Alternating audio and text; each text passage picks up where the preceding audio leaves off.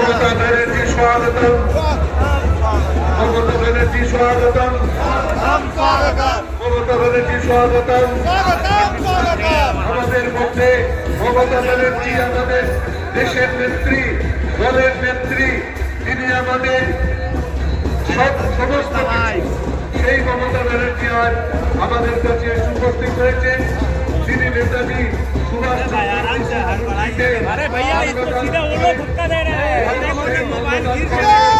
শেষ করে তিনি তার যাত্রা শুরু করবেন স্বামীজির বাড়ি পর্যন্ত।